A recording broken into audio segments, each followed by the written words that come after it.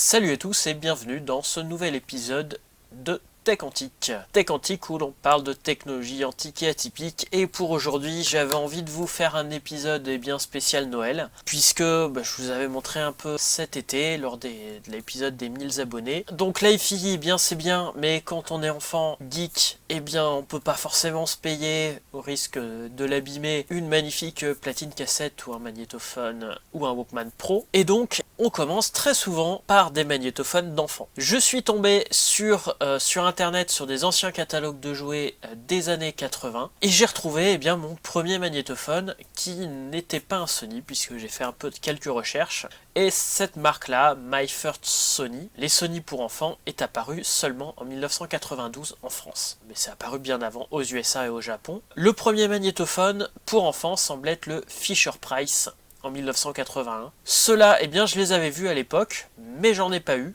Par contre, j'ai eu cette marque-là, celle qui apparaît à l'écran. Alors je l'ai eu en version rouge, et ensuite je l'ai eu en version jaune 3 ans après. Donc le premier, je l'ai eu à Noël 87, et puis mon deuxième, je l'ai eu à Noël 90, puisqu'en fait le premier était tombé en panne. Donc malheureusement je n'ai pu retrouver ni de Fisher-Price ni la marque que j'avais à l'époque, donc je pourrais pas vraiment voir ce qu'il y a dedans. Sur ce même catalogue, on retrouve des instruments de musique pour enfants, et là pareil, j'en ai trouvé un à la poubelle, qui va être en cours de restauration, mais qu'on peut déjà s'amuser.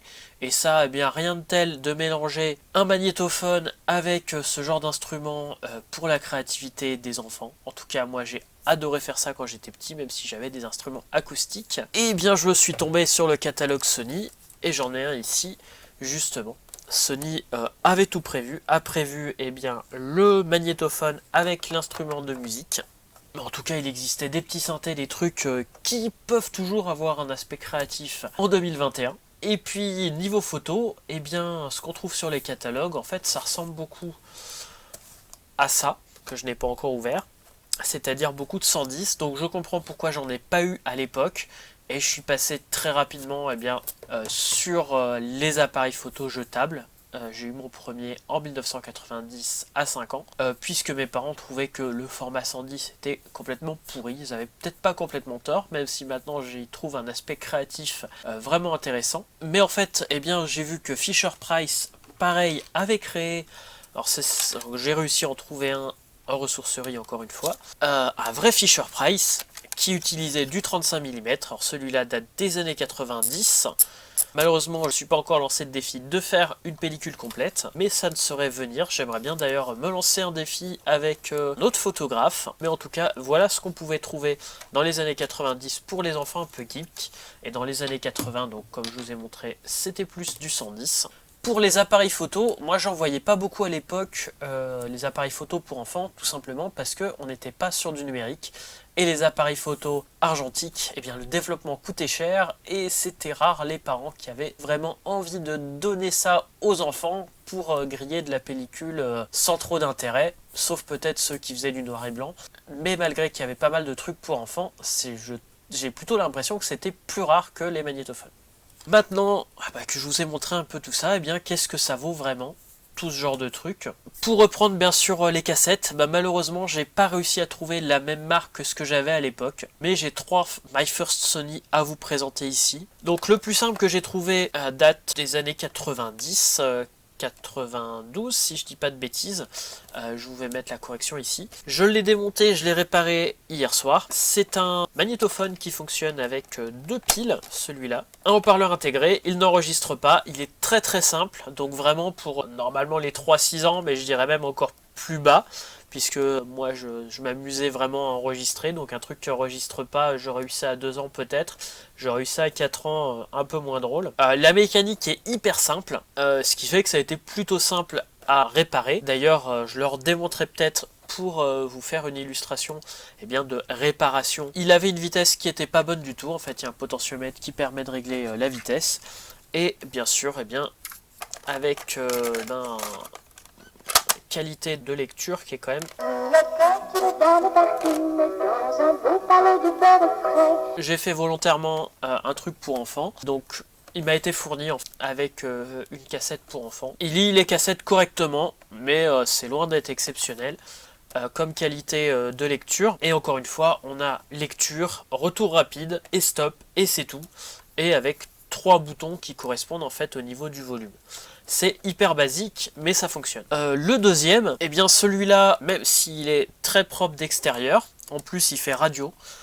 Donc moi j'ai eu 91, j'ai eu un magnétophone qui faisait radio, mais plus pour adultes. Mais en fait, quand je vois avec le recul, je pense que c'était exactement la même chose que ça. C'était juste noir et pas avec des couleurs amusantes. La mécanique est très correct, je suis assez étonné pour un truc pour enfants, donc un peu plus complexe que, espèce, je vais pas dire un Walkman, mais ce truc là. Enfin, la mécanique est basique, vaut largement certains boombox de l'époque, voire mieux que certains boombox. L'électronique est pas mal aussi. Par contre, eh bien, tout le bas est complètement oxydé, ce qui fait que je vais devoir vous le brancher sur la prise de courant pour vous faire la démonstration. Les piles ne fonctionnent plus, mais la qualité de lecture est bien supérieure, en tout cas à l'oreille. Donc je dis pas après, le haut-parleur est quand même tout petit, pour éviter que les parents deviennent fous, mais c'est vraiment un truc qui pourrait être utilisé de nos jours et qui est meilleur que les Walkman qu'on trouve sur Amazon, AliExpress, etc. Les Walkman chinois, donc c'est assez impressionnant, un truc pour enfants de 1992 est meilleur que ce qu'on peut trouver maintenant.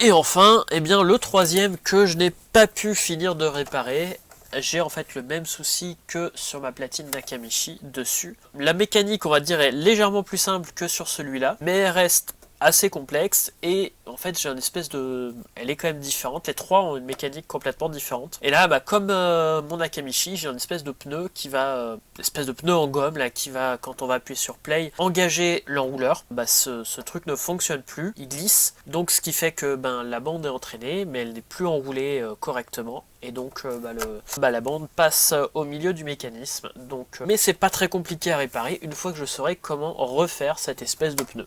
Et enfin, le petit truc des enfants sages.